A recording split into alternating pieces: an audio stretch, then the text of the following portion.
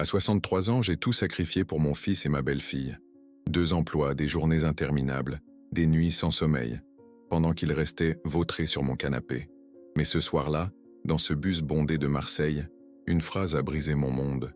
Elle ne sait pas que son fils a signé les papiers. Bientôt, elle se retrouvera seule. Cette conversation n'était pas un hasard. Elle parlait de moi, de mon fils, de ma maison. Ce qu'ils ignoraient, c'est que mon défunt mari avait prévu leur trahison. Un coffre secret, une lettre cachée pendant des années, une clause dans un testament. La femme âgée et fatiguée qu'ils croyaient pouvoir manipuler allait leur montrer qu'on ne détruit pas une vie entière sans conséquence. Entre les murs de cet appartement où j'ai tant aimé, tant pleuré, je vais mener mon dernier combat. Pour ma dignité, pour mon foyer, pour l'amour d'un homme qui veille encore sur moi depuis l'au-delà. Si vous avez déjà senti la morsure de la trahison familiale, si vous avez déjà dû vous battre pour ce qui vous appartient, cette histoire est la vôtre. Abonnez-vous à notre chaîne, laissez un commentaire et partagez depuis où vous nous regardez. Car cette histoire de résilience et de justice vous accompagnera longtemps après le dernier chapitre. Je rentrais de mon 2e travail à Marseille, les bras tremblants sous le poids des sacs de courses remplis de nourriture bon marché. Chaque pas me coûtait, chaque mètre parcouru était une victoire contre l'épuisement. À 63 ans, je n'aurais jamais imaginé devoir encore travailler comme femme de ménage dans les bureaux de la Canebière après avoir passé mes journées à la boulangerie Moreau. Mon fils Julien et ma belle-fille Claire passaient leurs journées vautrées sur le canapé de mon petit appartement dans le quartier de la Belle de Mai, à se plaindre de la vie, à regarder des émissions de télé-réalité, tandis que je frottais des toilettes et des bureaux pour mettre du pain sur notre table. 2 ans déjà qu'ils s'étaient installés chez moi après une période difficile, comme ils disaient. 2 ans que j'entendais « On va bientôt trouver du travail, maman » ou « Le marché est compliqué en ce moment, Mireille ». Ce soir-là, l'odeur âcre de ma sueur se mêlait à celle du détergent qui collait encore à mes mains gercées. Les savons industriels avaient depuis longtemps abîmé ma peau, autrefois douce quand mon Henri était encore là. Henri, parti trop tôt d'une crise cardiaque, me laissant seul face à ce monde qui ne fait pas de cadeaux aux veuves. Le bus 70 était bondé comme toujours. J'avais réussi à trouver une place assise. Un petit miracle après ma journée de 12 heures. Mes jambes gonflées me faisaient souffrir. Les varices saillaient sous mes bas de contention bon marché. Je n'aspirais qu'à une chose. Arriver chez moi, poser ces sacs qui me scièrent les doigts, m'asseoir dans mon vieux fauteuil, et peut-être, pour une fois, que quelqu'un me demande comment s'était passée ma journée. C'est alors que je l'ai entendue, cette phrase, ces mots qui ont fait s'arrêter mon cœur dans ma poitrine. Derrière moi, un homme à la voix grave parlait au téléphone. Au début, je n'y prêtais pas attention. Les conversations des autres ne m'intéressaient guère. J'avais bien assez de mes propres soucis. Mais soudain, le nom de mon fils a percé le brouhaha du bus. Elle ne sait pas que son fils Julien a signé les papiers. Bientôt, elle se retrouvera seule, et nous nous occuperons du reste. Le sang a quitté mon visage. Mes mains se sont mises à trembler si violemment que l'un des sacs en plastique s'est déchiré. Les oranges que j'avais achetées en promotion ont roulé sur le plancher crasseux du bus, mais je ne pouvais bouger. J'étais pétrifié. Ce n'était pas une simple indiscrétion. Ce n'était pas un hasard. J'ai entendu clairement le nom de mon fils, comme un poignard planté en plein cœur. Dans ce bus qui sentait la transpiration et le gasoil, sur ce siège dur comme la pierre, ma vie venait de basculer. J'ai tourné discrètement la tête, juste assez pour apercevoir l'homme qui parlait. Costume gris élimé, cheveux poivre et sel soigneusement coiffés, attaché case posé sur ses genoux. Un type ordinaire, le genre qu'on croise sans remarquer. Mais ses yeux étaient froids comme l'acier quand il a croisé mon regard. Il a immédiatement baissé la voix et s'est détourné. Quel papier ? Cette question martelait mon esprit tandis que je ramassais maladroitement mes oranges, les mains tremblantes, sous les regards agacés des autres passagers. Quel papier mon fils aurait-il pu signer ? Et pourquoi devrais-je me retrouver seul ? Les lumières du bus clignotaient de façon irrégulière, accentuant la sensation d'irréalité qui m'envahissait. Le froid de ce soir de novembre s'infiltrait par les fenêtres mal jointes, me glaçant jusqu'aux os. Mais ce n'était rien comparé au froid qui venait de s'installer dans mon âme. Mon arrêt approchait, la rue des Trois Frères Barthélemy, où j'habitais depuis 38 ans, où j'avais élevé mon fils, où Henri et moi avions construit notre vie, petit à petit. Notre appartement n'était pas grand, mais c'était chez moi. La seule chose qu'il me restait. Je me suis levé, vacillante, les jambes aussi molles que du coton. L'homme au téléphone a rangé son portable dans sa poche et s'est levé également. Mon cœur s'est arrêté une seconde fois. Descendait-il au même arrêt que moi? Le chauffeur a freiné brusquement, me projetant contre la barre métallique. La douleur a irradié dans mon épaule, mais je l'ai à peine senti. J'étais concentré sur l'homme, sur cette menace invisible qui venait de faire irruption dans ma vie. En descendant du bus, j'ai trébuché sur le trottoir inégal. Mes sacs se sont renversés, déversant leur contenu sur le bitume mouillé.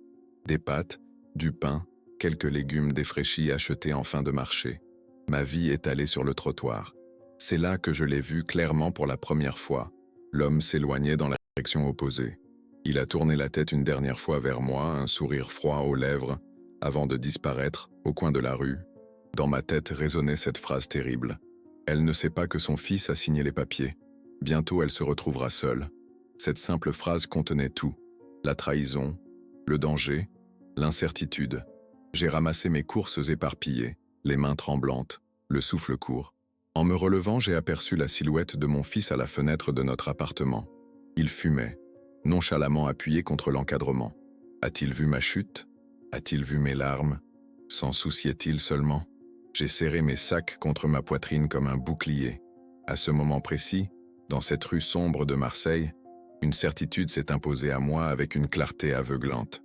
Quelque chose se tramait dans mon dos. Quelque chose d'important. Quelque chose de dangereux. Et je devais découvrir quoi, avant qu'il ne soit trop tard. Je suis arrivé devant notre immeuble, un vieil édifice des années 50 au crépi jaunâtre qui s'effritait par endroits. Les escaliers grinçaient sous mes pas fatigués, chaque marche semblant plus haute que la précédente. Mon cœur battait encore la chamade après ce que j'avais entendu dans le bus. Elle ne sait pas que son fils a signé les papiers. Cette phrase tournait en boucle dans ma tête, comme un disque rayé. J'ai pris une profonde inspiration avant d'ouvrir la porte de l'appartement. Mes mains tremblaient tellement que j'ai dû m'y reprendre à 2 fois pour insérer la clé dans la serrure. L'odeur des cigarettes m'a assailli dès l'entrée, mêlée à celle des chips et des plats préparés. Cette odeur que je détestais, mais qui était devenue le parfum quotidien de mon foyer depuis que Julien et Claire s'étaient installés. Ils étaient là, exactement comme je l'avais imaginé. Mon fils, Julien, affalé sur le canapé, sa silhouette autrefois athlétique maintenant amollie par l'inactivité, les yeux rivés sur l'écran de la télévision où des personnages se hurlaient dessus dans une émission de télé-réalité. Claire, ma belle-fille, était allongée près de lui, le visage illuminé par l'écran de son téléphone, grignotant des chips dont les miettes tombaient sur le tapis que j'avais nettoyé le matin même avant de partir travailler. Ni l'un ni l'autre n'a levé les yeux quand je suis entré. Pas un bonsoir, pas un « comment était ta journée ?» Pas même un regard. J'étais devenu invisible dans ma propre maison. J'ai ramené des courses, ai-je annoncé, ma voix plus tremblante que je ne l'aurais voulu. Claire a finalement daigné lever les yeux de son téléphone. « Ah, super !» a-t-elle marmonné sans enthousiasme, avant de replonger dans son écran. J'ai observé mon fils, cherchant dans ses traits quelque chose, n'importe quoi, qui pourrait trahir ce qu'il me cachait. Ses cheveux bruns ébouriffés tombaient sur son front, ses yeux, les mêmes que ceux de son père, fixaient l'écran sans me voir. Ses mains, qu'Henri avait apprises à réparer des voitures, restaient immobiles sur ses genoux, inutiles. « Julien » ai-je commencé, la gorge nouée. « Est-ce que tout va bien ?» Il a haussé les épaules sans quitter l'écran des yeux. « Ouais, pourquoi ça n'irait pas ?» J'ai remarqué alors un détail qui m'avait échappé. Sur la table basse, à moitié caché sous un magazine, un stylo plume que je ne connaissais pas, un stylo élégant, coûteux, qui détonnait dans notre intérieur modeste, le genre de stylo qu'on utilise pour signer des documents importants. « Tu as un nouveau stylo ?» ai-je demandé innocemment, en posant les courses sur la table de la cuisine. Un regard furtif a été échangé entre Julien et Claire, si bref que j'aurais pu l'imaginer. Mais je connaissais trop bien ces regards complices. Ils avaient commencé quand Julien avait 6 ans et me cachaient qu'il avait cassé le vase de sa grand-mère. « C'est rien, juste un truc qu'on m'a prêté », a-t-il marmonné, glissant le stylo dans sa poche d'un geste rapide. Mes mains tremblaient, tandis que je rangeais les courses dans les placards presque vides. Je sentais leur regard dans mon dos. Non pas inquiet pour ma santé, pour mes mains qui tremblaient ou mon teint pâle. Non, c'était autre chose. De la culpabilité? De la peur que j'ai découvert quelque chose? Cette nuit-là, je n'ai pas pu dormir. Allongé dans mon lit étroit, j'écoutais les bruits de l'appartement. Le tic-tac de l'horloge que Henri avait réparée peu avant sa mort. Le bourdonnement du réfrigérateur fatigué. Et puis, vers minuit, Des chuchotements. Je me suis levé silencieusement, mes articulations douloureuses protestant contre ce mouvement. En m'approchant de la porte entr'ouverte, j'ai entendu la voix de Claire dans la cuisine. « On n'a pas le choix, Julien. On a besoin de cet argent. Je sais. Ma mère. Elle a déjà tellement donné. Ta mère ne comprendra jamais. Elle est d'une autre époque. Et puis, regarde-la. Elle est épuisée. Elle ne tiendra plus longtemps à ce rythme. » Mon cœur s'est serré dans ma poitrine. De quoi parlait-il? Qu'avait-il prévu pour moi? Le notaire a dit que c'était légal, non? La voix de mon fils semblait hésitante. Bien sûr que c'est légal. Ton père aurait voulu que tu hérites de quelque chose, pas que tu vives comme un miséreux. Le nom de mon mari mort a résonné dans la pièce comme un coup de tonnerre. Henri. Mon Henri qui m'avait aimé jusqu'à son dernier souffle. Henri qui, sur son lit d'hôpital, m'avait pris la main et m'avait regardé avec ses yeux déjà voilés par la mort. Ne laisse personne utiliser ton nom sans que ton âme ne l'accepte, avait-il murmuré avant que la machine à côté de lui ne commence à émettre ce bip continu qui m'avait arraché le cœur. Je n'avais jamais compris ce qu'il avait voulu dire par là. Ces mots m'avaient semblé être les divagations d'un homme mourant. Mais maintenant, dans le silence de la nuit, alors que mon fils et ma belle-fille complotaient dans ma cuisine, ces paroles prenaient un sens nouveau, un sens terrible. Je suis retourné dans mon lit, le cœur lourd, l'esprit en ébullition. J'ai senti contre moi l'oreiller qui portait encore, dans mon imagination, l'odeur de Henri. J'ai fermé les yeux, mais le sommeil ne venait pas. Dans la pénombre de ma chambre, j'ai pris une décision. Quels que soient les papiers que mon fils avait signés, quelle que soit la menace qui pesait sur moi, je ne me laisserai pas faire. Henri n'aurait pas voulu que je me laisse abattre. J'allais découvrir la vérité. Dehors, la pluie s'était mise à tomber, battant contre les vitres de mon appartement. Le vent de Marseille soufflait, apportant avec lui l'odeur de la mer et des souvenirs d'une vie qui semblait maintenant si lointaine. Une vie où j'avais été aimé, respecté, protégé. Cette nuit-là, dans cette chambre froide, j'ai compris que j'étais seul.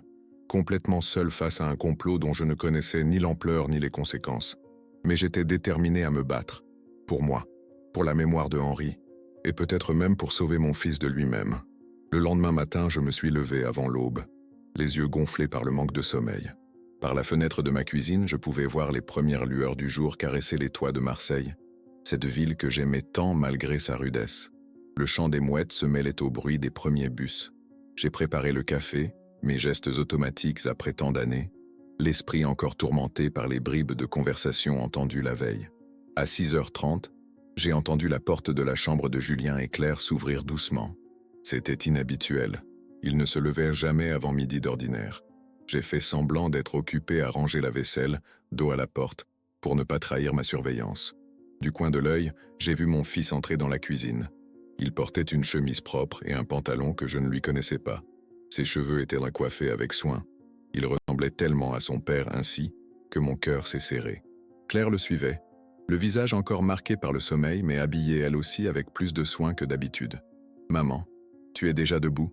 Julien semblait surpris, presque contrarié. « Je travaille tôt aujourd'hui. » Ai-je menti, essuyant mes mains sur mon tablier usé. « Et toi, tu sors ?»« Juste quelques courses à faire. » Sa voix était hésitante.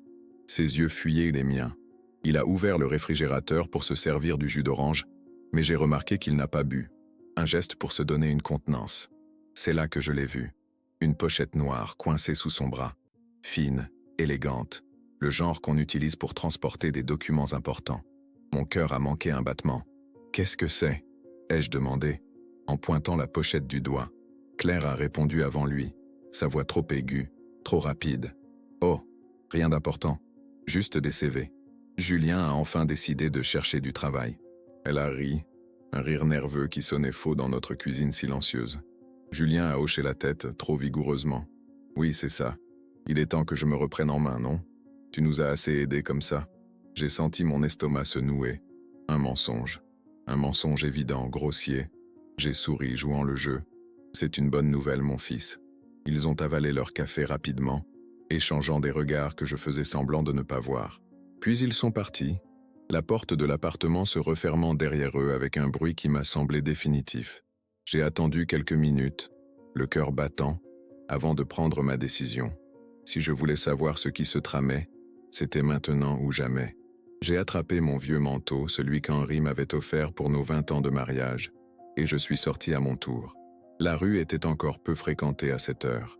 J'ai aperçu Julien et Claire qui tournaient au coin en direction du centre-ville. J'ai commencé à les suivre, gardant une distance suffisante pour ne pas être repéré. Mes jambes me faisaient déjà mal. Les heures passées debout à la boulangerie puis à nettoyer des bureaux avaient laissé leur marque. Mais l'adrénaline me poussait en avant. Ils ont pris le tramway en direction du Vieux-Port. Je suis monté dans la dernière voiture, me cachant derrière un journal abandonné. À travers la vitre sale, je voyais le ciel s'éclaircir au-dessus de Notre-Dame de la Garde. La bonne mère veillait sur Marseille, mais qui veillait sur moi? Au bout de 20 minutes, ils sont descendus près du palais de justice. Mon cœur s'est accéléré. Le palais de justice. Cela confirmait mes pires craintes. Des papiers officiels, des documents légaux. Je les ai suivis dans les rues pavées du quartier historique. Julien marchait d'un pas décidé, serrant sa pochette noire contre lui. Claire semblait nerveuse, regardant constamment autour d'elle, comme si elle craignait d'être observée. Ils se sont finalement arrêtés devant un immeuble ancien de la rue Grignan, un de ces bâtiments élégants du 19e siècle avec des balcons en fer forgé et des portes massives en bois. Sur une plaque de cuivre à l'entrée, j'ai pu lire « Maître Dubois, notaire ». Un frisson a parcouru mon échine. Ils ont sonné et ont été rapidement admis à l'intérieur. Je suis resté là, immobile sur le trottoir d'en face, le souffle court, ne sachant que faire. Entrer? Les confronter? Mais que dirais-je? Que je les espionnais? Qu'ils me mentaient? J'ai décidé d'attendre. Je me suis assise sur un banc public non loin, observant l'entrée de l'immeuble, mon esprit tourbillonnant de questions sans réponse. Qu'est-ce que mon fils pouvait bien signer chez un notaire? Pourquoi me le cacher? Et surtout, en quoi cela me concernait-il? 1 heure plus tard, la porte s'est ouverte à nouveau. Julien est sorti le premier, le visage fermé, les mains vides.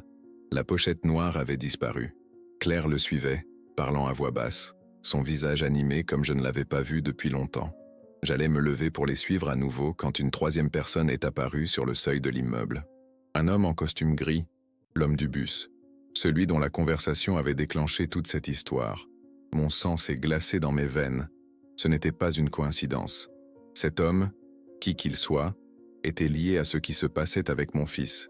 Il a serré la main de Julien, un geste formel, professionnel, puis il s'est tourné, et son regard a croisé le mien, à travers la rue.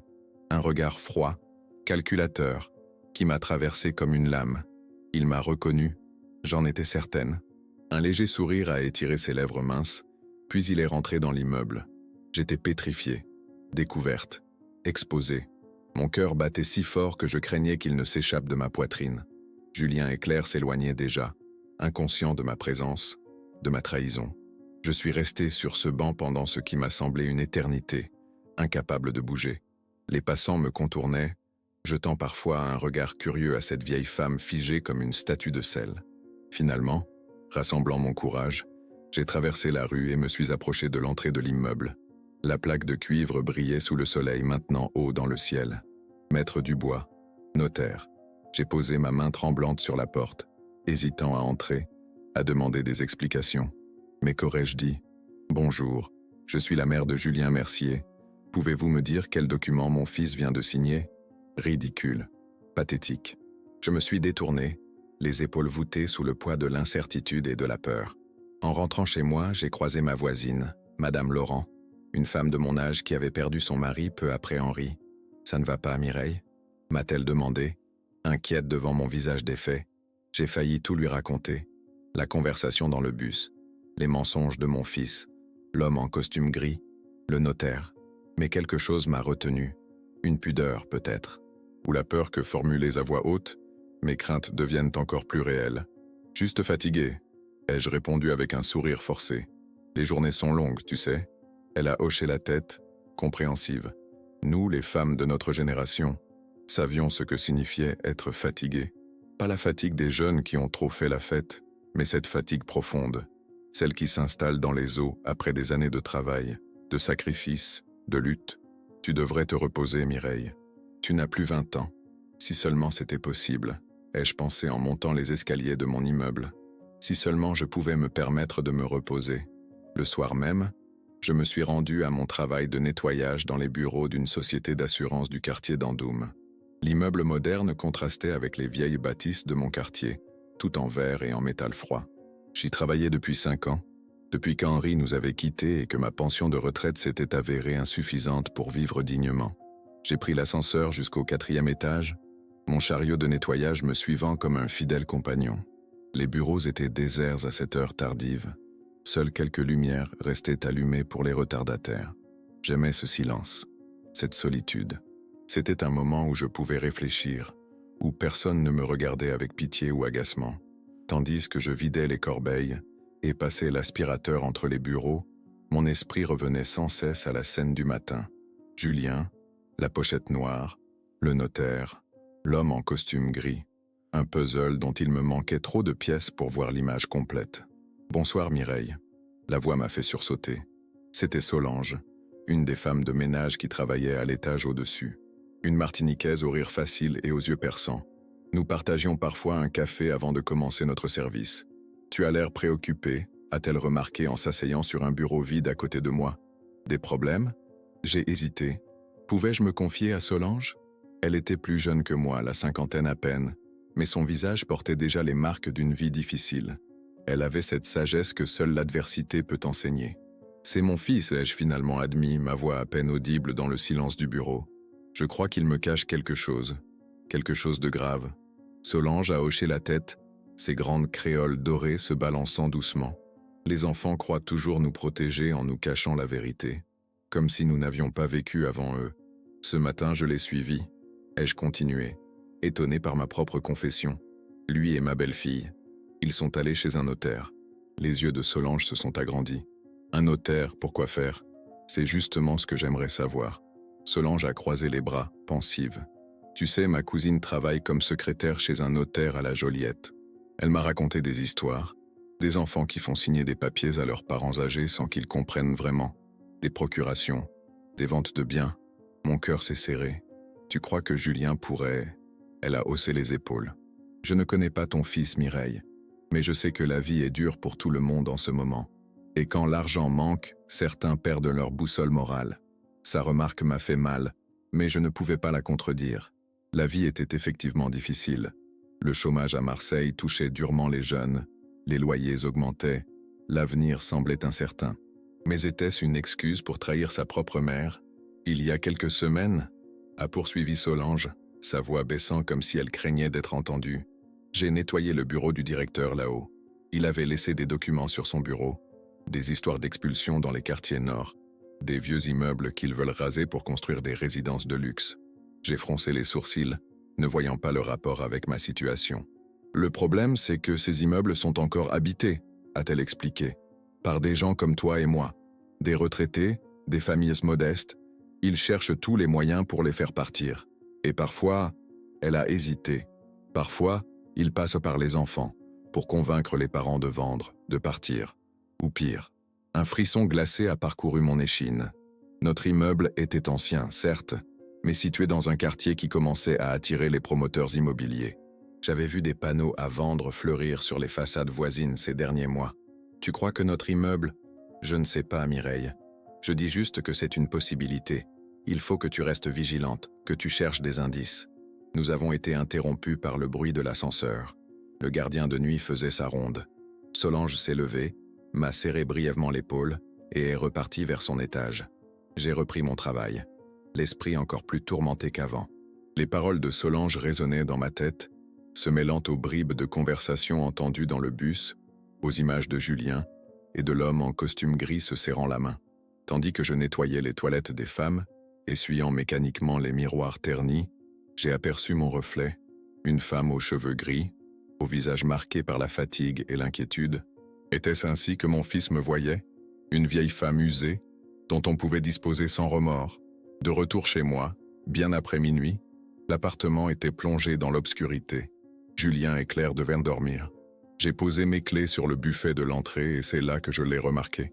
Une enveloppe, blanche, officielle, avec l'entête d'une banque, adressée à mon nom. Mes mains tremblantes l'ont ouverte. C'était un relevé de compte que je n'avais jamais vu auparavant. Un compte à mon nom, mais que je n'avais pas ouvert. Le solde indiquait un découvert de près de 15 000 €. En bas de la page, une signature. Ma signature, imitée avec une précision effrayante. La pièce s'est mise à tourner autour de moi. Je me suis agrippé au buffet pour ne pas tomber. Comment était-ce possible? Qui avait pu ouvrir un compte en mon nom? Contracter un prêt avec ma signature? La réponse était évidente, douloureuse comme un coup de couteau. Julien, mon propre fils. L'enfant que j'avais porté, nourri, élevé. Celui pour qui j'avais sacrifié tant de choses.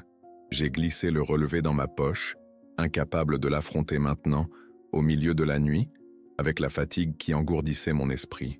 Demain, me suis-je promis. Demain, j'aurai des réponses. En passant devant la chambre qu'occupaient Julien et Claire, j'ai entendu des murmures. Ils ne dormaient pas. Ils parlaient, à voix basse mais avec animation. « Elle ne tiendra plus longtemps à ce rythme », disait Claire, sa voix à peine audible à travers la porte. « Tu as vu ses mains? Elle n'arrête pas de trembler. »« Je sais », a répondu Julien, et j'ai cru percevoir une note de culpabilité dans sa voix. « Mais que veux-tu que je fasse? On a besoin de cet argent. Le notaire a dit que tout serait réglé d'ici 1 mois. Il faut juste tenir jusque-là. Ensuite, on pourra enfin partir d'ici. » Partir? Mon cœur s'est serré si fort que j'ai cru qu'il allait se briser. Il prévoyait de partir? De me laisser? Après tout ce que j'avais fait pour eux? Je me suis éloigné de la porte, les jambes flageolantes, et me suis réfugié dans ma petite chambre. Assise sur le bord de mon lit, j'ai sorti le relevé de ma poche et l'ai regardé à nouveau, espérant presque qu'il se serait transformé en quelque chose de bénin, d'explicable. Mais non, les chiffres étaient toujours là, impitoyables. 15 000 € de dette, en mon nom. Une dette que je n'avais pas contractée mais que je devrais rembourser si je ne faisais rien. C'est à ce moment que j'ai pensé à ma voisine, Madame Lefebvre, une femme de 80 ans qui vivait seule au premier étage. La semaine dernière, je l'avais croisée dans l'escalier. Elle pleurait, ses vieilles mains tremblantes serrant un mouchoir usé. « Ils m'ont tout pris », avait-elle sangloté. Mon gendre m'a fait signer des papiers. Je ne comprenais pas bien. Et maintenant, je dois quitter mon appartement. 60 ans que j'y vis, Mireille. 60 ans. Je n'avais pas vraiment prêté attention à son histoire à ce moment-là, trop préoccupé par mes propres soucis. Mais maintenant, les paroles prenaient un sens nouveau, terrifiant. Était-ce le même scénario qui se jouait pour moi? Étais-je en train de tout perdre sans même m'en rendre compte? Dehors, la pluie s'était mise à tomber, martelant les vitres de ma chambre. Marseille pleurait avec moi cette nuit-là, tandis que je restais assise sur mon lit, le relevé bancaire entre les mains, me demandant comment mon propre fils avait pu me trahir ainsi. Le lendemain matin, j'ai pris une décision. Cette situation ne pouvait plus durer. L'incertitude me rongeait comme un cancer, me privant de sommeil, de paix. Je devais confronter Julien, lui demander la vérité, quelle qu'elle soit. J'ai préparé le petit déjeuner comme d'habitude, mes mains ridées manipulant avec précaution les tasses ébréchées qui avaient survécu à tant d'années. L'odeur du café s'est répandue dans l'appartement, familière, rassurante, en contraste total avec le chaos qui régnait dans mon esprit. Quand Julien est apparu dans la cuisine, les yeux encore gonflés de sommeil, j'étais prête. Le relevé bancaire était posé devant moi sur la table, comme une pièce à conviction. Il s'est servi une tasse de café, m'a à peine adressé un regard et s'est assis en face de moi. « Julien » ai-je commencé, ma voix plus ferme que je ne l'aurais cru. « Nous devons parler. » Il a levé les yeux vers moi, méfiant. « De quoi ?» J'ai poussé le relevé bancaire vers lui. « De ceci, et des papiers que tu as signés chez le notaire hier. » Son visage s'est décomposé. La tasse qu'il tenait a tremblé légèrement, répandant quelques gouttes de café sur la toile cirée. Il a ouvert la bouche, l'a refermée, incapable de parler. À ce moment, Claire est entrée dans la cuisine. Elle portait son peignoir rose élimé, celui qu'elle mettait toujours le matin. Ses cheveux blonds étaient en désordre, mais ses yeux étaient parfaitement alertes. Elle a immédiatement évalué la situation, son regard passant de mon visage déterminé à celui, déconfit, de Julien, puis au relevé bancaire sur la table. « Ce n'est pas ce que tu crois, belle maman », a-t-elle dit rapidement, trop rapidement. Elle s'est approchée, a posé une main sur l'épaule de Julien, une main protectrice, possessive. « Alors qu'est-ce que c'est ?» j'ai demandé, ma voix chargée de toute la douleur accumulée ces derniers jours. « Un compte que je n'ai jamais ouvert? Une dette de 15 000 € que je n'ai jamais contractée? Ma signature imitée? Explique-moi, Claire, parce que je ne comprends pas. » Julien a baissé les yeux, incapable de soutenir mon regard. Ses épaules se sont affaissées sous le poids de la culpabilité. Claire, en revanche, est restée droite, son visage se durcissant. « Ce sont juste des papiers administratifs, rien d'important », a-t-elle répondu, son ton détaché contrastant avec la tension palpable dans la pièce. Julien a dû emprunter un peu d'argent pour un projet. Il va tout rembourser. Un projet? Quel projet? J'ai regardé mon fils, cherchant dans ses traits une trace de l'enfant honnête que j'avais élevé. Et pourquoi utiliser mon nom?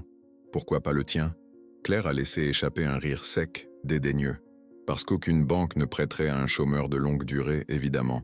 Alors que toi, avec 2 emplois stables, je n'en croyais pas mes oreilles.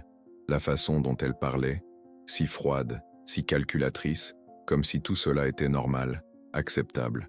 Comme si utiliser mon nom, me mettre en danger financièrement, n'était qu'une formalité administrative sans conséquence. Et le notaire? Ai-je demandé, me souvenant de la scène de la veille. Qu'est-ce que vous faisiez chez lui? Un silence pesant s'est installé dans la cuisine. Julien a levé les yeux vers Claire comme pour chercher de l'aide, puis s'est tourné vers moi. Sa voix était à peine audible. C'était pour la maison. Quelle maison? Notre appartement? Il a hoché la tête, misérable. Le propriétaire veut vendre l'immeuble. Il nous a proposé un arrangement. Mon sang s'est glacé dans mes veines. Alors Solange avait raison. Les promoteurs immobiliers, les expulsions, tout était vrai. Et mon propre fils était impliqué. Quel genre d'arrangement? Ai-je demandé, bien que je connaisse déjà la réponse au fond de moi. Claire s'est assise à côté de Julien, a posé sa main sur la sienne. Un geste de solidarité contre moi, sa belle-mère, l'intruse dans leur plan bien ficelé. Le promoteur nous offre une somme d'argent si nous partons rapidement, a-t-elle expliqué, comme si elle parlait à une enfant particulièrement obtuse. Assez pour recommencer ailleurs, loin de Marseille. Une nouvelle vie. Et mon avis dans tout ça? C'est aussi mon foyer. J'ai vécu ici toute ma vie adulte. Vos grands-parents y sont nés, Julien. Mon fils a eu l'air gêné, mais Claire a balayé mes objections d'un geste de la main. C'est justement ça le problème, belle maman. Tu es trop attachée à cet endroit. Tu ne vois pas qu'il tombe en ruine, que le quartier devient dangereux? Ce serait mieux pour toi aussi de partir. Pour aller où? Ma voix tremblait maintenant, de colère autant que de peur. Claire et Julien ont échangé un regard. Ce genre de regard complice qui exclut toute autre personne. Puis Julien a murmuré sans me regarder en face. Il y a une maison de retraite à Aubagne. Pas cher. Le promoteur a proposé de payer les premiers mois. La trahison était complète. Non seulement il voulait vendre notre foyer, mais il prévoyait de m'expédier dans une maison de retraite. Moi qui travaillais encore, qui étais autonome, qui avait toute ma tête, comme un vieux meuble encombrant dont on veut se débarrasser. Je me suis levé, les jambes tremblantes, le cœur battant si fort que j'entendais son rythme effréné dans mes oreilles. Jamais, ai-je dit, chaque syllabe martelée comme un clou dans un cercueil. Jamais je ne signerai ces papiers. Jamais je n'irai dans une maison de retraite. Cet appartement est ma maison, et j'y resterai jusqu'à mon dernier souffle. Claire a roulé des yeux, exaspérée. Ne sois pas si dramatique, c'est pour ton bien. Tu te tues à travailler. À ton âge, tu devrais te reposer. Mon âge? J'ai ri, un rire amer qui a dû les surprendre. Mon âge ne m'empêche pas de travailler double journée pour vous nourrir, toi et mon fils, depuis 2 ans. Mon âge ne m'empêche pas de faire le ménage, les courses, la cuisine, pendant que vous êtes avachis sur le canapé toute la journée. Julien a eu au moins la décence de paraître honteux, mais pas Claire. Son visage s'est durci, ses yeux se sont rétrécis. « De toute façon, tu n'as pas le choix », a-t-elle dit, sa voix soudain glaciale. « Les papiers sont déjà signés. L'accord est conclu. Nous partons dans 1 mois, avec ou sans ton consentement. » J'ai senti le sol se dérober sous mes pieds. Comment était-ce possible? Comment pouvait-il vendre l'appartement sans mon accord? C'est impossible, ai-je balbutié. L'appartement est à mon nom. Henri l'a acheté pour moi. Claire a souri, un sourire qui n'a jamais atteint ses yeux. Regarde mieux tes papiers, belle maman. Le nom sur l'acte de propriété, ce n'est pas le tien. C'est celui de ton mari. Et maintenant, par succession, celui de ton fils. Je suis sorti de la cuisine en trébuchant, incapable d'en entendre plus. Dans ma chambre, j'ai ouvert le tiroir où je gardais tous les documents importants. L'acte de propriété était là, jauni par les années. Et effectivement, le nom qui y figurait était celui d'Henri. Pas le mien. Jamais le mien. Comment avais-je pu être si naïve? Si confiante? Henri et moi avions tout partagé pendant 40 ans. J'avais toujours cru que l'appartement était autant à moi qu'à lui. Mais légalement, je n'étais rien. Une occupante, une invitée dans ma propre maison. J'ai entendu la porte de l'appartement claquer. Julien et Claire étaient sortis, me laissant seul avec ma découverte, ma douleur, ma rage impuissante. Par la fenêtre, Je les ai vus traverser la rue, main dans la main, sans un regard en arrière vers l'immeuble, vers la fenêtre derrière laquelle se tenait la femme qu'ils venaient de trahir. À ce moment précis, j'ai su que quelque chose en moi s'était brisé définitivement. La confiance, l'amour maternel inconditionnel, l'espoir. Mais de cette rupture naissait autre chose. Une détermination froide, calculée, que je ne me connaissais pas. Ils voulaient jouer avec les lois, les papiers, les signatures. Très bien, je pouvais jouer aussi. Je n'étais peut-être qu'une vieille femme fatiguée à leurs yeux, mais j'avais vécu assez longtemps pour savoir que la justice n'est pas toujours du côté de ceux qui ont les papiers. Parfois, elle est du côté de ceux qui ont raison. Ce jour-là, je n'ai pas été travailler. J'ai appelé la boulangerie, prétextant une grippe soudaine, puis j'ai fait de même avec la société de nettoyage. Pour la première fois en 5 ans, je prenais un jour de congé non prévu. Mais l'urgence de la situation le justifiait. Il me fallait un plan, et vite.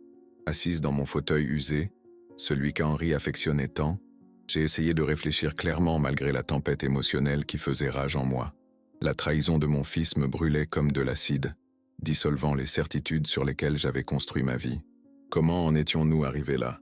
Comment l'enfant que j'avais porté, nourri, aimé plus que tout, avait-il pu me traiter ainsi?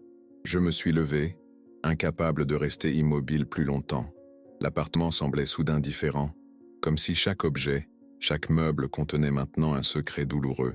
Les photos de famille sur le buffet paraissaient se moquer de moi. Cette image de Julien à 8 ans, souriant avec ses dents de lait manquantes, le bras passé autour de mon cou.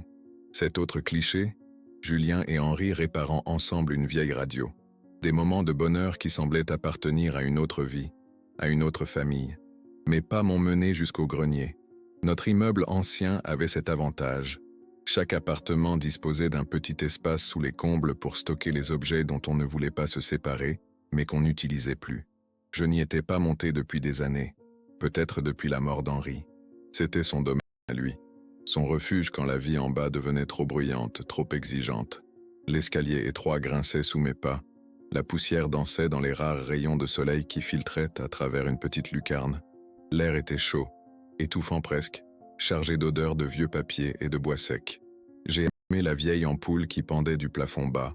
La lumière jaune a révélé un capharnaüm de carton, de malles, de souvenirs empilés sans ordre apparent. Les trésors et les déchets de toute une vie, entassés pêle-mêle. Par où commencer? Je n'avais même pas la certitude de ce que je cherchais. Quelque chose, n'importe quoi qui pourrait m'aider à comprendre, à me défendre.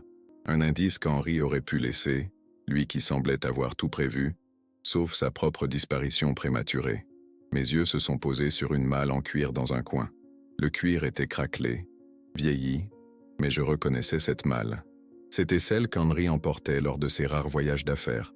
Une malle qui contenait, je le savais, ses documents personnels les plus importants. Je me suis agenouillé avec difficulté, mes articulations protestant à chaque mouvement. La serrure était rouillée mais la clé tournait encore.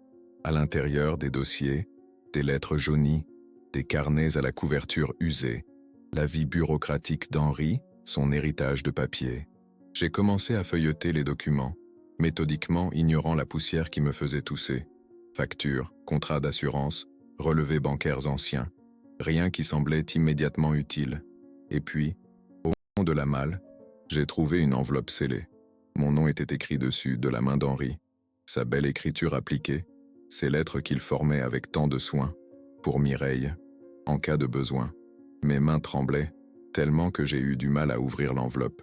À l'intérieur, une lettre et une clé ancienne, en laiton, ornée d'un motif floral. J'ai déroulé la lettre, le cœur battant. Ma chère Mireille, si tu lis ceci, c'est que je ne suis plus là et que tu te trouves dans une situation difficile. J'espère de tout cœur que cette lettre restera scellée pour toujours, que tu n'auras jamais besoin de ce qu'elle contient. Mais je te connais, mon amour. Tu es forte, mais ta bonté peut parfois te rendre vulnérable, surtout face à ceux que tu aimes. Je t'ai toujours dit que notre appartement était à nous deux, même si légalement il est à mon nom seul. C'était une erreur de ma part, une négligence impardonnable que le notaire m'avait pourtant signalée à l'époque. J'ai toujours repoussé le moment de rectifier cette injustice, pensant que nous aurions le temps. Quelle arrogance de ma part. Cependant, j'ai pris certaines précautions. Avant notre mariage, j'ai ajouté une clause à mon testament. Notre appartement ne peut être vendu sans ton consentement explicite et écrit, même si la propriété passe à Julien après ma mort. J'ai déposé ce document chez Maître Foucault, notre vieux notaire de la rue Paradis. La clé que tu trouveras avec cette lettre ouvre un coffre à la Banque populaire de la Canebière, où j'ai laissé une copie de ce testament, ainsi que d'autres documents qui pourraient être utiles. Ne laisse personne utiliser ton nom sans que ton âme ne l'accepte, Mireille. C'est le conseil que mon père m'avait donné et que je te transmets à mon tour. Ta signature est précieuse, ta volonté l'est plus encore. Je t'aime, hier, aujourd'hui et demain, ton Henri. Les larmes coulaient librement sur mes joues ridées. Henri, mon Henri, veillait encore sur moi depuis l'au-delà. Il avait prévu, il avait compris que notre fils pourrait un jour essayer de me dépouiller de notre foyer. La clé était froide dans ma paume, son métal légèrement terni par les années. Une clé qui représentait l'espoir, la possibilité de reprendre le contrôle de ma vie. Je suis redescendu du grenier, la lettre et la clé serrées contre mon cœur comme des talismans. Pour la première fois depuis des jours, je me sentais moins seul, moins démuni. Henri était toujours là, d'une certaine façon, me guidant, me protégeant. Dans la cuisine, j'ai préparé un café fort. Mes mains ne tremblaient plus. Une détermination nouvelle m'habitait. J'allais me battre non pas seulement pour moi, mais aussi pour Henri, pour la vie que nous avions construite ensemble, pour les souvenirs imprégnés dans chaque mur de cet appartement. La banque fermerait dans 2 heures. J'avais juste le temps de m'y rendre, de voir ce que contenait ce coffre mystérieux. Mais avant, il y avait quelque chose d'autre que je devais vérifier. J'ai fouillé dans le tiroir de la cuisine où je gardais les objets du quotidien. Clés de rechange, ciseaux, bouts de ficelle. Au fond, presque invisible, se trouvait un petit carnet d'adresses. Je l'ai ouvert, feuilletant les pages, jusqu'à trouver le nom que je cherchais. Foucault. Le vieux notaire était-il encore vivant? Cela faisait des années que je n'avais pas entendu parler de lui. Henri le mentionnait dans sa lettre, mais celle-ci pouvait dater de plusieurs années avant sa mort. J'ai composé le numéro retenant mon souffle. Une sonnerie, 2, 3. Cabinet Foucault, bonjour. La voix était jeune, féminine, professionnelle. Bonjour, je voudrais parler à Maître Foucault, s'il vous plaît. C'est Madame Mercier, Mireille Mercier. Un silence à l'autre bout de la ligne, puis... Je suis désolé, madame. Maître Foucault est décédé il y a 3 ans, mais son fils a repris le cabinet. Souhaitez-vous lui parler? Mon cœur s'est serré. Encore un lien avec le passé qui s'était rompu sans que je le sache. Oui, s'il vous plaît. C'est à propos d'un testament. Celui de mon mari, Henri Mercier. Quelques instants plus tard, une voix masculine, plus grave, mais avec les mêmes inflexions posées que celles que je me rappelais du vieux Foucault. Madame Mercier, je suis maître Philippe Foucault. Comment puis-je vous aider? J'ai expliqué ma situation, la lettre d'Henri, les manœuvres de mon fils et de ma belle-fille. Le jeune notaire m'a écouté attentivement, sans m'interrompre. Je me souviens de votre dossier, a-t-il finalement dit. Mon père m'en avait parlé. Venez me voir demain matin à mon cabinet. J'aurai besoin de vérifier certaines choses d'ici là. Mais si ce que vous me dites est exact, votre mari a effectivement pris des dispositions pour vous protéger. Une vague de soulagement m'a submergé, si forte que j'ai dû m'asseoir. Merci, maître. Merci infiniment. Ne me remerciez pas encore, Madame Mercier. La loi est complexe et les années ont passé. Mais nous ferons tout ce qui est en notre pouvoir pour honorer les volontés de votre mari. Après avoir raccroché, j'ai regardé l'heure. Il me restait 1 heure avant la fermeture de la banque. Je devais me dépêcher. Ce coffre contenait peut-être d'autres secrets, d'autres protections qu'Henri avait mises en place pour moi. En quittant l'appartement, j'ai jeté un dernier regard aux photos de famille sur le buffet. Le visage souriant de mon fils enfant semblait me narguer. Comment ce petit garçon aimant était-il devenu l'homme qui complotait maintenant contre sa propre mère? La question me hantait, mais je n'avais pas le temps de m'y attarder. L'heure était à l'action, pas au regret. Henri m'avait tendu une main secourable depuis l'au-delà. Je devais la saisir, et vite. La Banque populaire de la Canebière était un bâtiment imposant, tout en pierre de taille et en colonnes massives, vestige d'une époque où les institutions financières tenaient à afficher leur solidité par leur architecture. J'y suis entré d'un pas hésitant, intimidé par les hauts plafonds, le marbre froid sous mes pieds, les employés en costume impeccable. Je me sentais terriblement déplacé dans mon vieux manteau élimé, avec mes chaussures usées et mes mains abîmées par les produits ménagers.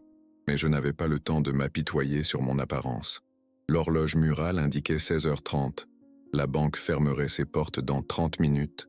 À l'accueil, Une jeune femme au sourire professionnel m'a demandé ce qu'elle pouvait faire pour moi. J'ai expliqué que je souhaitais accéder à un coffre-fort, montrant la clé ancienne comme preuve. Bien sûr, madame. À quel nom est ce coffre, s'il vous plaît? Mercier, Henri Mercier. Son sourire s'est légèrement crispé. Je vois. Un instant, je vous prie. Elle a tapoté sur son ordinateur puis a froncé les sourcils. Ce coffre n'a pas été ouvert depuis, plus de 7 ans. C'est normal, ai-je répondu. Mon mari est décédé il y a 5 ans.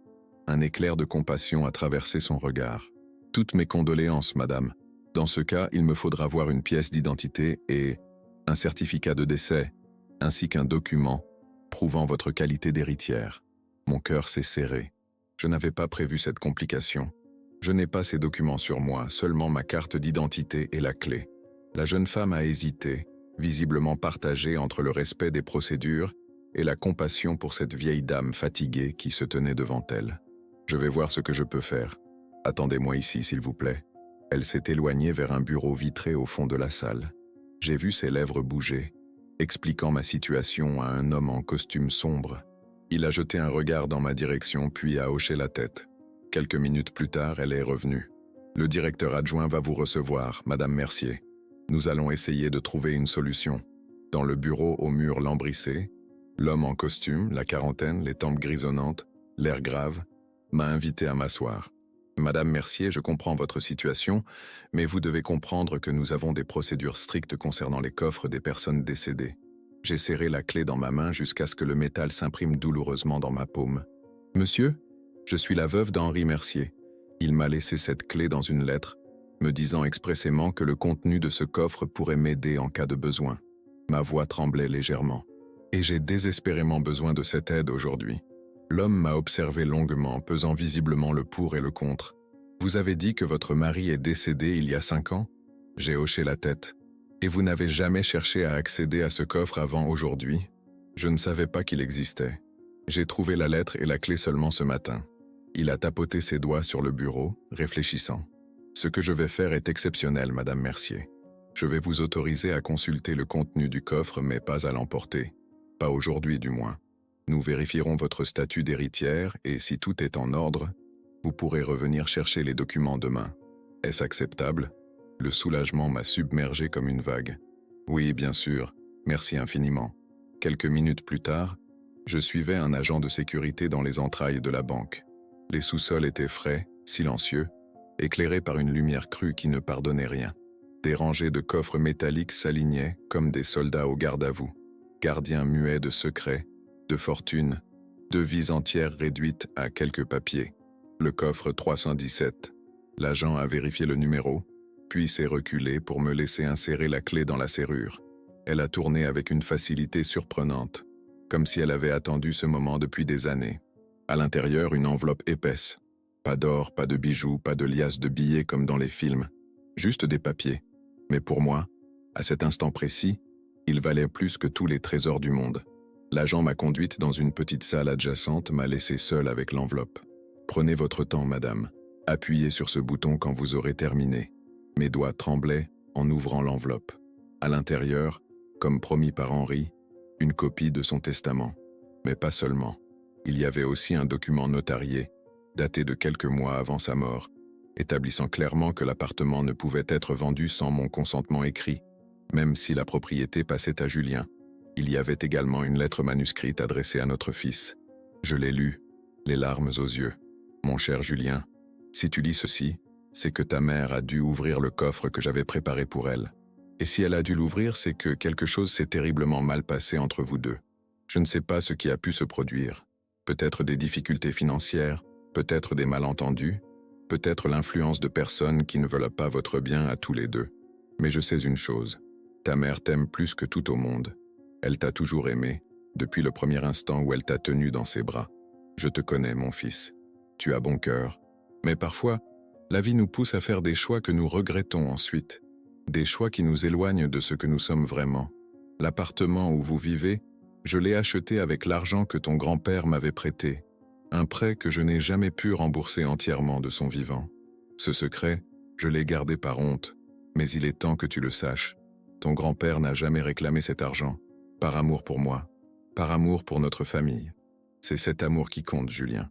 Pas les murs, pas les titres de propriété, pas l'argent qu'un promoteur pourrait t'offrir. Rappelle-toi qui tu es, le fils de ta mère autant que le mien, et agis en conséquence. Avec tout mon amour, ton père. J'ai pleuré silencieusement, les épaules secouées de sanglots. Henri avait tout prévu, tout compris, même cette dette envers son père, dont il ne m'avait jamais parlé, une dette d'amour, transmise de génération en génération. Il y avait un dernier document dans l'enveloppe, un relevé bancaire d'un compte dont j'ignorais l'existence, un petit compte d'épargne, ouvert au nom d'Henri, avec moi comme bénéficiaire. Le solde était modeste, un peu plus de 8 000 €, mais c'était une bouée de sauvetage que mon mari avait lancée vers moi depuis l'au-delà. J'ai essuyé mes larmes, rassemblé les documents que l'agent m'autoriserait à consulter, mais pas à emporter. J'en savais assez maintenant. Henri m'avait donné les armes dont j'avais besoin pour me défendre. En sortant de la banque, le soleil déclinait sur Marseille, baignant la canebière d'une lumière dorée. Les passants se pressaient, rentrant chez eux après une journée de travail. Des vies ordinaires, des soucis ordinaires. Je me suis sentie étrangement légère, malgré la bataille qui m'attendait encore. J'avais un plan maintenant. Demain, je récupérerai tous les documents. J'irai voir le notaire, maître Foucault fils. Et ensuite, je confronterai Julien et Claire avec la vérité. En attendant, je devais rentrer à l'appartement et faire comme si de rien n'était. Jouer le rôle de la vieille femme résignée, vaincue. Ce ne serait pas difficile. J'étais fatigué, si fatigué. Mais sous cette fatigue couvait maintenant une détermination nouvelle, alimentée par l'amour posthume d'Henri. Je n'étais plus seul dans cette bataille. Mon mari veillait encore sur moi, à sa façon. Et demain, peut-être, je pourrais aussi récupérer mon fils, le vrai Julien, celui qui se cachait sous l'influence néfaste de Claire et de l'appât du gain. En approchant de l'immeuble, j'ai aperçu une silhouette familière qui sortait. Mon petit-fils, Lucas, le fils de Julien et Claire. Un petit bonhomme de 4 ans aux boucles brunes comme son père, aux yeux curieux qui observaient le monde avec émerveillement. Il courait devant sa mère, qui le rappelait à l'ordre d'une voix agacée. Lucas m'a vu, m'a fait un grand signe de la main. « Mamie! Mamie !» Claire l'a attrapé par le bras, l'a tiré brusquement vers elle. « On n'a pas le temps, Lucas. Grand-mère est fatiguée. » Nos regards se sont croisés, le sien froid comme la glace, le mien brûlant d'une émotion contenue. Elle savait que quelque chose avait changé. Elle ne savait pas quoi, mais elle le sentait. L'instinct des prédateurs. « À tout à l'heure, Mireille », a-t-elle lancé avec cette fausse politesse qui ne trompait personne. J'ai hoché la tête, jouant le jeu. « À tout à l'heure, Claire. Prends soin de Lucas. » C'était plus qu'une recommandation banale. C'était une promesse. Car dans cette bataille qui s'annonçait, il y avait plus en jeu que mon appartement, plus que ma dignité. Il y avait l'avenir de ce petit garçon, mon petit-fils, qui méritait mieux que des parents prêts à trahir leur propre famille pour de l'argent. Pour lui aussi, je me battrais, avec les armes qu'Henri m'avait laissées, avec toute la force qui me restait. Le lendemain matin, j'étais devant le cabinet de maître Foucault, à l'heure précise de notre rendez-vous. La nuit avait été longue, peuplée de rêves agités où Henri m'appelait, me tendait la main puis disparaissait dans un brouillard insaisissable. Je m'étais réveillé avant l'aube, le cœur battant, l'esprit déterminé. J'avais récupéré tous les documents de la banque dès l'ouverture. Le directeur adjoint avait tenu parole, tout était prêt, et ces vérifications confirmaient mon statut d'héritière légitime. J'avais maintenant entre les mains les preuves concrètes de la prévoyance d'Henri. Le cabinet notarial était situé dans un hôtel particulier du XVIIIe siècle, au cœur du quartier historique. Les murs épais isolaient l'intérieur du bruit de la ville, créant une atmosphère feutrée, presque solennelle. Une secrétaire aux cheveux gris tirés en chignon m'a conduite jusqu'au bureau de maître Philippe Foucault. L'homme qui m'a accueilli ressemblait étonnamment à son père. Même front haut, même lunettes à monture fine, même regard attentif. Mais il était plus jeune, plus dynamique. Ses gestes avaient une précision que la vieillesse n'avait pas encore érodée. « Madame Mercier, je vous attendais », m'a-t-il dit en me serrant la main. « J'ai passé la soirée à examiner le dossier de votre mari. » Je me suis assise dans le fauteuil en cuir qu'il m'indiquait, posant sur son bureau les documents récupérés à la banque. Il les a parcourus méthodiquement, s'arrêtant parfois pour prendre des notes, hochant la tête comme si ses soupçons se confirmaient. « Votre mari était un homme prévoyant, Madame Mercier », a-t-il finalement dit en relevant les yeux. « Et il vous aimait profondément, cela ne fait aucun doute. » J'ai senti ma gorge se nouer. Même après toutes ces années, l'évocation de l'amour d'Henri me bouleversait toujours autant. Ce document, a-t-il continué en montrant la clause testamentaire, est parfaitement valide. Votre fils ne peut vendre l'appartement sans votre consentement explicite, malgré le fait qu'il en ait hérité la propriété. C'est ce qu'on appelle un usufruit renforcé par une clause d'inaliénabilité. Des termes juridiques complexes mais dont le sens était limpide. Julien et Claire ne pouvaient en pas me mettre à la porte, pas légalement du moins. Et concernant le compte bancaire ouvert en mon nom, celui avec les 15 000 € de découvert, Maître Foucault a froncé les sourcils. Cela, c'est plus problématique. Si votre fils a imité votre signature, c'est un faux en écriture, un délit pénal. Le mot est tombé comme une pierre dans une mare, créant des ondes concentriques de conséquences potentielles. Pénal, prison. Mon fils en prison? L'idée m'était insupportable, malgré sa trahison.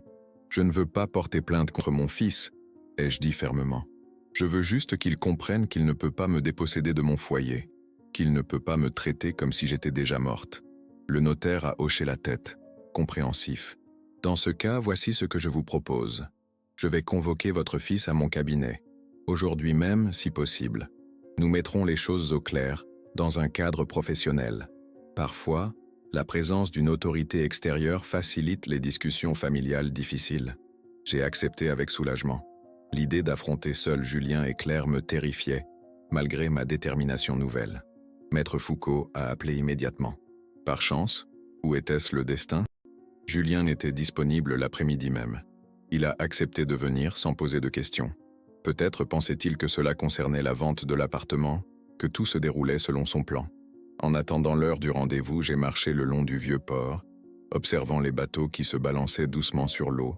Le ciel de Marseille était d'un bleu intense ce jour-là, comme lavé par le Mistral qui avait soufflé toute la nuit. Les mouettes criaient, tournoyant au-dessus des pêcheurs qui vendaient leur prise matinale. Cette ville était la mienne. Chaque rue, chaque place, chaque odeur portait le souvenir d'un moment de ma vie. L'idée de devoir la quitter, d'être envoyé dans une maison de retraite anonyme à Aubagne, loin de tout ce qui constituait mon monde, me serrait le cœur comme un étau. À 14 heures précises, j'étais de retour au cabinet de Maître Foucault. Julien arrivait au même moment, seul, ce qui me surprit. Où était Claire qui ne le quittait jamais d'habitude? Maman? Son visage exprimait la confusion en me voyant là. Qu'est-ce que tu fais ici? Entrons, mon fils. Maître Foucault nous expliquera tout. Dans le bureau du notaire, l'atmosphère était tendue. Julien s'est assis à l'écart de moi, méfiant, sur la défensive. Maître Foucault a pris place derrière son bureau, les mains jointes devant lui, l'expression grave. « Ah, monsieur Mercier, j'ai convoqué cette réunion à la demande de votre mère. Il est venu à mon attention que vous avez entrepris des démarches pour vendre l'appartement familial sans son consentement. » Julien a pâli visiblement. Ses yeux sont allés de moi au notaire, puis au document étalé sur le bureau. C'est mon appartement maintenant. Papa me l'a légué. Effectivement, a confirmé Maître Foucault, mais avec une clause très spécifique que votre père a fait ajouter à son testament. Une clause que, je suppose, Maître Dubois a omis de vous mentionner lors de vos récentes visites chez lui. Il a poussé le document vers Julien, qui l'a lu en silence, ses doigts se crispant progressivement sur le papier. « Ce n'est pas possible », a-t-il murmuré. Le promoteur a déjà versé un acompte. Claire et moi, nous avons déjà signé pour la maison à Cassis. Mon cœur s'est serré en entendant ces mots. Alors c'était donc cela. Julien et Claire avaient prévu de s'installer à Cassis, cette jolie ville côtière à quelques kilomètres de Marseille. Et moi, je devais être expédié en maison de retraite, comme un meuble encombrant dont on ne sait que faire. Je suis désolé, monsieur Mercier, mais cette vente ne peut pas avoir lieu sans l'accord écrit de votre mère. C'est la loi, et c'était la volonté explicite de votre père. Julien a semblé s'affaisser sur sa chaise, comme si tout l'air avait quitté son corps. Son visage exprimait un mélange de colère et de défaite. Puis, à ma grande surprise, quelque chose qui ressemblait à du soulagement. « Est-ce que tu savais pour cette clause, maman ?» a-t-il demandé, sa voix étrangement calme. « Non », ai-je répondu honnêtement. « Je l'ai découverte hier, dans une lettre que ton père m'avait laissée, avec la clé d'un coffre contenant tous ses documents. » Il a hoché la tête lentement. Claire va être furieuse. Cette simple phrase contenait des mondes de signification. Elle révélait la dynamique de leur couple, le rôle de ma belle-fille dans toute cette affaire. Julien n'était-il qu'un pion dans son jeu? Il y a autre chose, a poursuivi Maître Foucault. Votre mère a découvert un compte bancaire ouvert à son nom, avec un découvert important. Un conte qu'elle n'a jamais autorisé. Julien a fermé les yeux, comme s'il espérait disparaître. C'était l'idée de Claire, a-t-il murmuré si bas que j'ai dû me pencher pour l'entendre. Elle connaît quelqu'un à la banque. Je savais que c'était mal, mais nous avions besoin de cet argent pour l'acompte de la maison. J'ai senti la colère monter en moi, mais aussi une immense tristesse. Comment mon fils avait-il pu se laisser entraîner si loin? Julien, regarde-moi, ai-je demandé doucement. Il a levé les yeux, et j'y ai vu l'enfant qu'il avait été. Vulnérable, perdu, cherchant désespérément à être aimé, à être reconnu. Je ne porterai pas plainte pour le compte bancaire frauduleux, ai-je dit. Mais tu dois comprendre une chose. Cet appartement est ma maison. J'y ai vécu avec ton père. J'y ai élevé mon fils. Mes souvenirs sont dans ces murs. Je ne partirai pas. Il a hoché la tête, le regard fuyant. Et tu dois aussi savoir ceci, ai-je continué. Ton père t'a laissé une lettre. Elle était dans le coffre avec les autres documents. J'ai sorti l'enveloppe de mon sac, la lui ai tendue. Il l'a prise d'une main tremblante, l'a ouverte avec précaution, comme si elle contenait quelque chose de fragile, de précieux. J'ai observé son visage pendant qu'il lisait les mots de son père. J'ai vu la honte d'abord, puis la culpabilité, et enfin les larmes qui ont commencé à couler silencieusement sur ses joues. « Je suis désolé », a-t-il dit quand il a finalement relevé les yeux. « Je suis tellement désolé, maman. » Ces mots, si simples, ont percé le mur de douleur et de trahison que j'avais érigé ces derniers jours. Mon fils était toujours là, quelque part, sous la couche de rancœur et d'avidité que la vie, et peut-être Claire, avaient déposée sur lui. « Nous trouverons une solution », ai-je dit doucement. Ensemble, comme une famille. Dehors, le soleil commençait à décliner sur Marseille. Une nouvelle journée se terminait. Mais pour moi, pour nous, quelque chose de nouveau commençait. Le chemin serait long et difficile. Claire ne renoncerait pas facilement à ses plans, je le savais. Mais j'avais retrouvé mon fils, et avec lui, l'espoir d'un avenir où nous pourrions reconstruire ce qui avait été brisé. Henri avait eu raison, une fois de plus. Ne laisse personne utiliser ton nom sans que ton âme ne l'accepte. Ces mots résonnèrent maintenant en moi comme un mantra, une protection contre ceux qui voudraient me dépouiller de ma dignité, de mon foyer, de ma vie. J'étais Mireille Mercier, 63 ans, femme de ménage et vendeuse en boulangerie. J'étais fatigué, usé par le travail et les épreuves. Mais j'étais debout, invaincu, et je le resterai. Pour mon fils, pour mon petit-fils, et pour l'homme qui m'avait aimé jusqu'à prévoir sa propre absence. Notre histoire s'achève ici, mais la réflexion qu'elle suscite continue. Qu'auriez-vous fait à ma place? Auriez-vous trouvé la force de vous battre contre votre propre chair, contre ceux que vous avez nourris et aimés toute votre vie? La trahison familiale est la plus douloureuse de toutes, car elle frappe là où notre cœur est le plus vulnérable, là où notre confiance était absolue. Je vous laisse avec ces mots que mon Henri m'avait confiés et qui m'ont sauvé. Ne laisse personne utiliser ton nom sans que ton âme ne l'accepte. Dans notre monde où tout va si vite, où les liens se défont parfois plus rapidement qu'ils ne se créent, n'oubliez jamais votre valeur. L'âge peut courber notre dos, rider notre peau, mais il ne diminue pas notre dignité, notre droit à être respecté, notre place dans ce monde que nous avons contribué à construire. Si cette histoire vous a touché, si elle a trouvé écho dans votre propre expérience ou celle d'un proche, partagez-la. Abonnez-vous à notre chaîne pour d'autres récits qui donnent voix à ceux que la société rend parfois invisibles. Laissez un commentaire pour raconter votre propre combat, car c'est en partageant nos blessures et nos victoires que nous rappelons à tous que derrière chaque visage âgé se cache une histoire de courage, d'amour et de résistance.